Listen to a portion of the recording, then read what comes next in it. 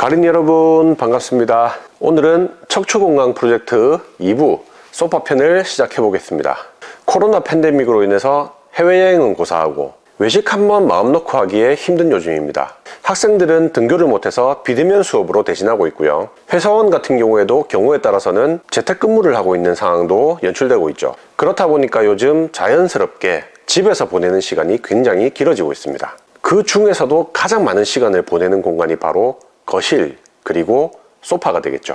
이 소파가 예전에는 드라마나 영화, 뉴스 같은 걸 볼 때 2~3시간 정도 머무르는 공간이었다고 하면 지금은 상대적으로 머무르는 시간이 굉장히 많이 늘어나게 됐습니다. 그래서 우리가 소파에 장시간 앉아 있어야 하는 경우에는 어떤 구조의 소파를 구매해야 내 허리 건강에 도움을 줄 수 있는지 한번 알아볼까 합니다. 1편 오피스 체어 편에서도 말씀드렸지만 사람의 앉은 키는 크게 차이 나지 않습니다. 사람의 키를 결정하는 건 다리 길이라고 제가 말씀드렸었는데요. 그런데 이 소파는 오피스 체어와는 다르게 높낮이 조절이나 깊이 조절, 각도 조절 같은 게 안 되거든요. 그래서 처음 구매하실 때 내 몸에 꼭 맞는 소파를 잘 구매하셔야 됩니다. 지금부터 소파를 구매하실 때 꼭 아셔야 되는 5가지 중요 포인트를 알려드리도록 하겠습니다. 첫 번째, 좌방석의 높이. 국내에 유통되는 소파의 좌방석 높이는 생각보다 굉장히 다양합니다. 국내에서 제작되는 소파의 대부분은 좌방석 높이를 40에서 44cm 사이로 만들고요. 수입되는 소파들은 대부분 43에서 47cm로 만듭니다. 일부 수입 소파들 같은 경우에는 50cm가 넘기도 합니다. 이렇게 높은 소파들은 미국이나 유럽에 수출되는 모델들이라서 사실상 한국에는 맞지 않는 소파인데 일부 수입돼서 유통되기도 합니다. 그런 소파에 앉으면 다리가 심하게 이렇게 뜨게 되는 거죠. 특히 신장이 작은 우리 어머님들은 더합니다. 참고로 꼭 확인하셔야 되는 건 매장에서와 다르게 집에 가시면 신발을 벗으시게 돼요. 그래서 이 신발의 굽 높이, 특히 여성분들은 남성에 비해서 조금 더 굽이 높은 걸 신으시기 때문에 그 높이도 감안을 하셔야 됩니다. 저희 스타레아가사는 소파를 개발할 때 특정 디자인 소파를 제외하면 대부분 45cm를 기준으로 합니다. 일부 체어편에서 말씀드린 것처럼 우리가 사용하는 대부분의 체어들은 좌방석 높이가 45cm로 만들어집니다. 지금 보시면 좌방석의 높이가 거의 같은 걸 눈으로 확인하실 수가 있죠.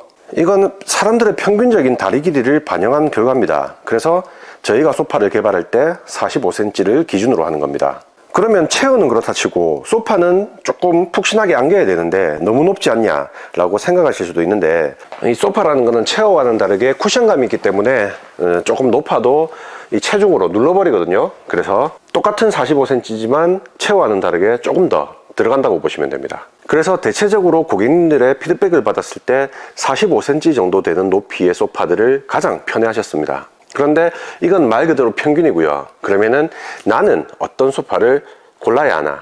소파를 구매하시면 주로 사용하실 그 가정의 구성원이 계실 겁니다. 그 구성원들이 집에 이런 의자들 하나씩 있잖아요. 앉았을 때 엉덩이부터 이 허벅지가 바닥으로부터 일자가 되도록 높이 조절을 하시고, 그리고 그 구성원들이 각각 좌방석의 높이를 한번 줄자로 재보세요. 그리고 그 평균값을 내는 겁니다. 저 같은 경우에는 48cm가 나오거든요. 그런데 함께 사용할 구성원이 키가 많이 작아서 42cm가 나온다. 그러면 중간값인 45cm 정도 되는 제품을 구매해야 구성원 모두가 만족하는 소파가 되는 겁니다. 간단하죠?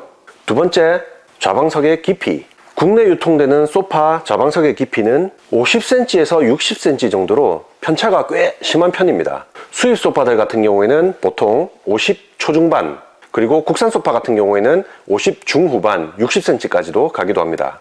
눈치 빠른 분들은 느끼셨겠지만 수입 소파들이 국내산에 비해서 좀 더 높고 얕아요.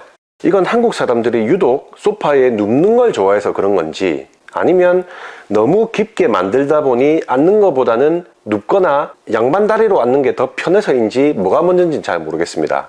여튼 좌방석이 깊은 형태의 소파는 허리 건강에 굉장히 안 좋은 영향을 끼칠 수가 있습니다. 척추건강 프로젝트 1편에서도 말씀드렸지만 이 좌방석의 깊이가 똑바로 앉는 자세를 만드는 데 가장 중요한 역할을 합니다. 키가 182cm에 하체가 상당히 긴 편인 제가 앉아도 좌방석 깊이가 55cm를 넘어가게 되면 엉덩이와 등방석 사이에 공간이 생기게 되고 자연스럽게 상체가 뒤로 넘어가면서 척추가 곡선을 이루지 못하고 이렇게 곧게 펴지거나 심하면 역방향으로 꺾이게 됩니다. 그래서 저희가 개발하는 소파들은 특별한 경우를 제외하면 대부분이 52cm에서 55cm 범위를 벗어나지 않습니다. 제가 방금 앉았던 소파도 이 깊이를 재보면 52cm가 딱 나옵니다. 세 번째, 등방석의 각도. 똑바로 선 수직 상태를 90도라고 봤을 때 100도를 크게 벗어나지 않아야 합니다.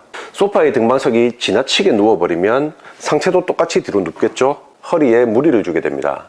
하지만 이 각도가 100도를 유지한다 하더라도 아까 말씀드린 좌방석이 너무 깊어버리면 이렇게 되겠죠? 그래서 나에게 꼭 맞는 좌방석의 깊이를 선택해야지만이 이 등방석이 제 등을 정확하게 지지를 해줄 수 있는 거죠. 그런데 이 구성원들의 키가 다 다르기 때문에 특히 신장이 좀 짧으신 분이 계시다면 어쩔 수 없이 이런 쿠션 같은 걸 구매하셔가지고 이렇게 등 뒤에 좀 받쳐서 쓰시는 걸 추천드립니다. 네 번째, 럼버 서포트. 척추 건강을 위해서 없어서는 안 될 럼버 서포트. 요추를 지지해주는 구조가 얼마나 중요한지는 일부 체어편에서 충분히 설명드렸죠.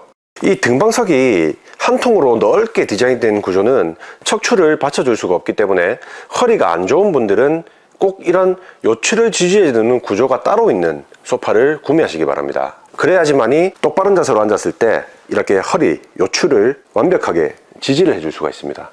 다섯 번째, 팔걸이. 한국 분들이 선호하는 팔걸이가 있죠. 배고 눕기 좋은 높이.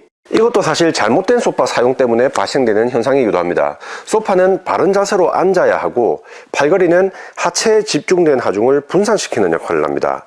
그래서 팔을 편안하게 늘어뜨렸을 때 팔꿈치가 닿지 않을 정도로 낮은 팔걸이는 피하시는 게 좋습니다. 종합적으로 정리하자면 정자세로 앉았을 때 첫 번째, 발바닥이 바닥에 닿아야 하는 건 당연한 거고요.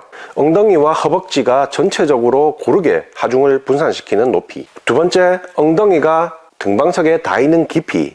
세 번째, 상체가 과도하게 뒤로 눕혀지지 않는 100도 정도의 각도. 네 번째, 허리를 지지해주는 럼버 서포트. 요추 지지대죠. 다섯 번째, 팔꿈치가 닿이지 않을 정도로 너무 낮은 팔걸이는 피하시는 게 좋습니다.